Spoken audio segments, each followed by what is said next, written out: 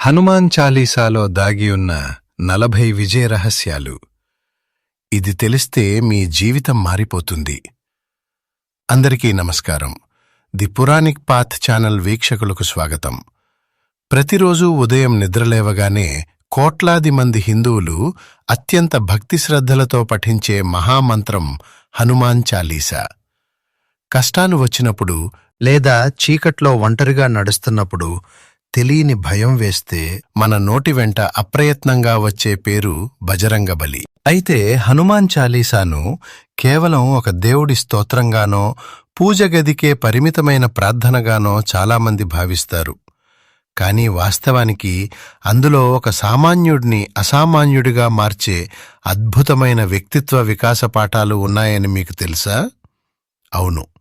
ఒక మనిషి జీవితంలో అట్టడుగు స్థాయి నుండి అత్యున్నత శిఖరాలను చేరుకోవాలన్నా దానికి కావలసిన 40 అద్భుతమైన కార్యసాధనా సూత్రాలు, నాయకత్వ లక్షణాలు మరియు భయాన్ని జయించే మానసిక స్థైర్యాన్ని ఈ 40 వాక్యాలలో నిక్షిప్తం చేశారు. మీరు వ్యాపారం చేస్తున్నా, ఉద్యోగం చేస్తున్నా, లేదా జీవితంలో ఏదైనా సాధించాలి అని పోరాడుతున్నా ఈ హనుమాన్ చాలీసాలో ఉన్న కనీసం ఒక 10 సూత్రాలను అర్థం చేసుకుంటే చాలు, మిమ్మల్ని ఆపే శక్తి ఈ సృష్టిలో ఏదీ ఉండదు.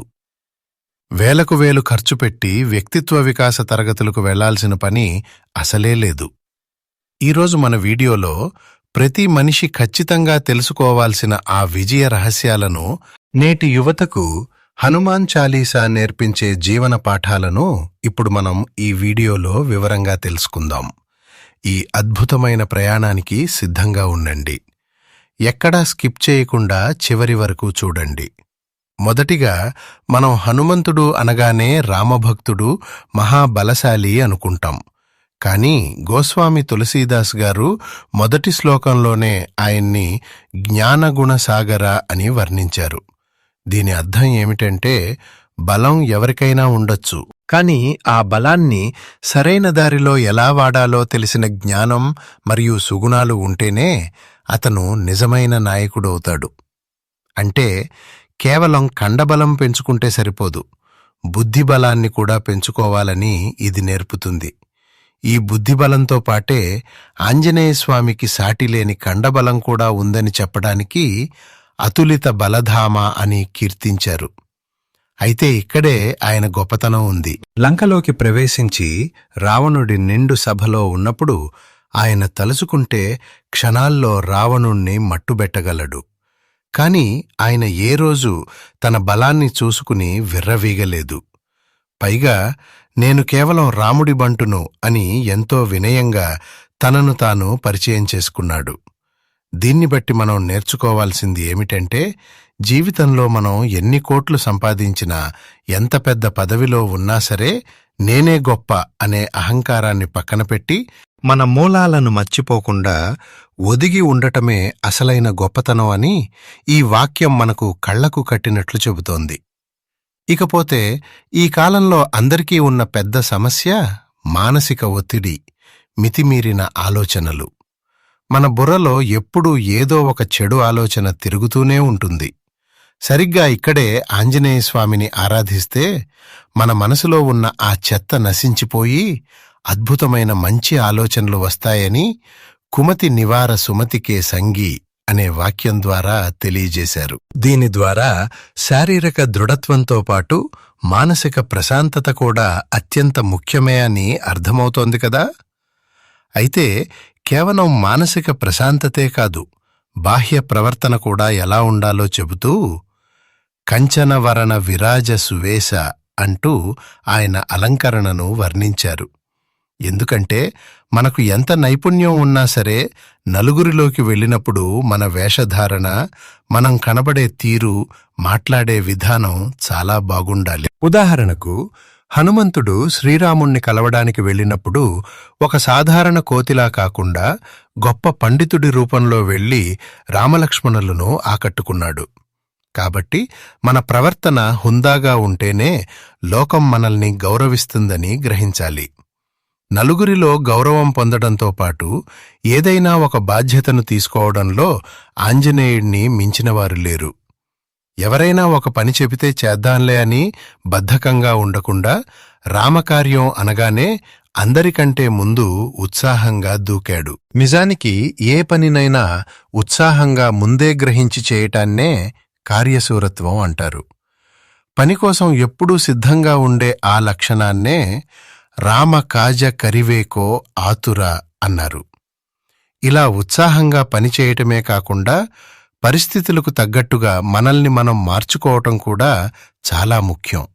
ఎలాగంటే అశోకవనంలో సీతమ్మ తల్లి భయంతో ఉన్నప్పుడు ఆమెకు నమ్మకం కలిగించడానికి చిన్న కోతిలా సూక్ష్మరూపం ధరించాడు. కాని అదే లంకను దహనం చేసి శత్రువులను భయపెట్టాల్సిన సమయం వచ్చినప్పుడు వికట రూపం అనగా భయంకరమైన పెద్ద రూపాన్ని ఎత్తాడు.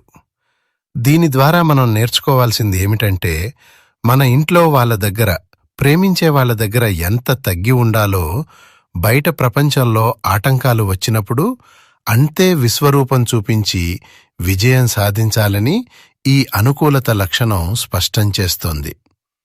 విజయం సాధించే క్రమంలో జీవితంలో సమస్యలు రాగానే పారిపోవటం కాదు, వాటిని ధైర్యంగా ఎదుర్కోవడం నేర్చుకోవాలి.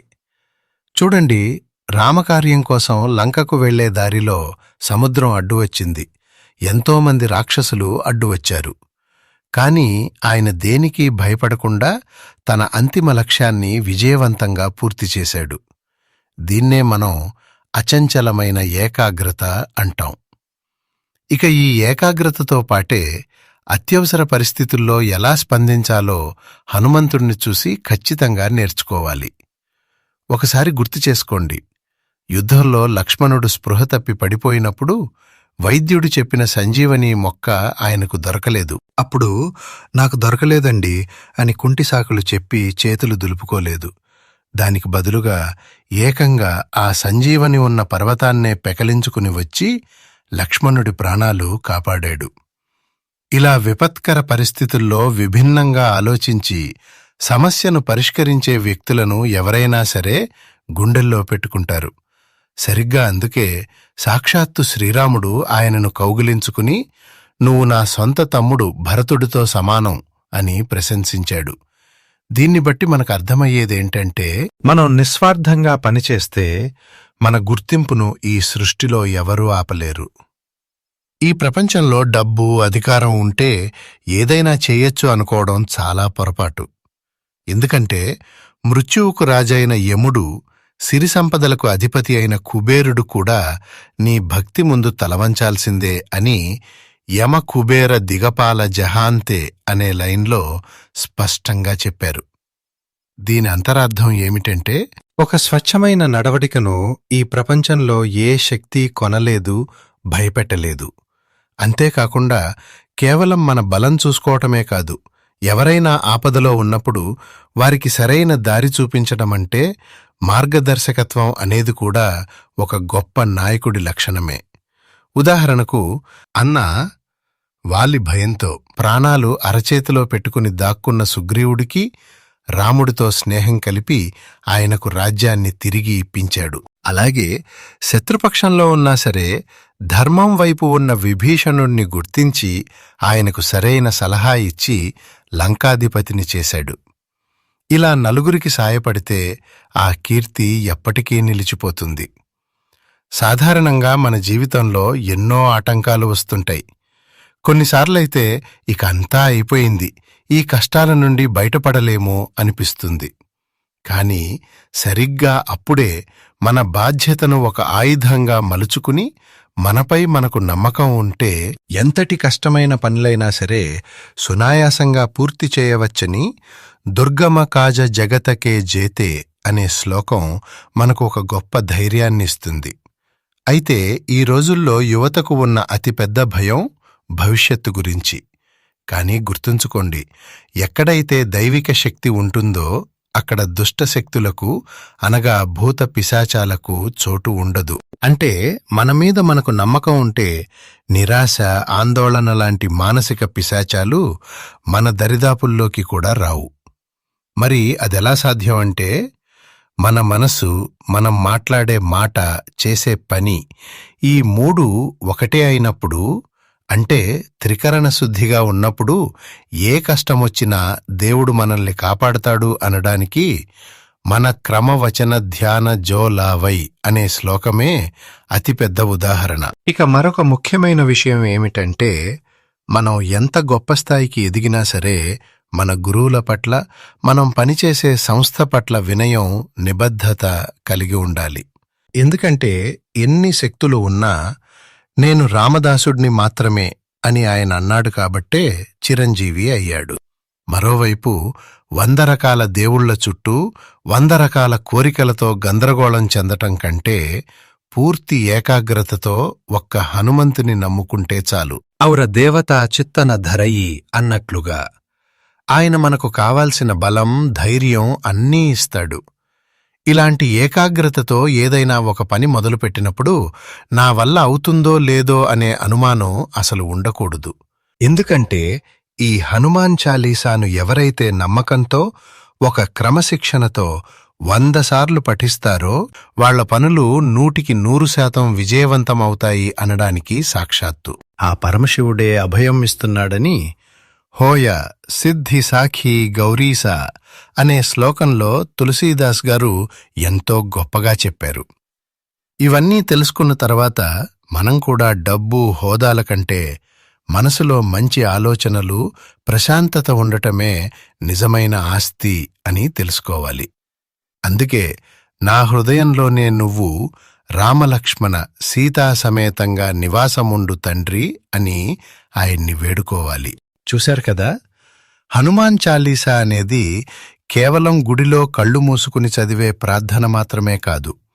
నిజానికి ఇది భయంతో వణికిపోయే క్షణాల్లో మనకు అండగా నిలబడే ఒక బ్రహ్మాస్త్రం.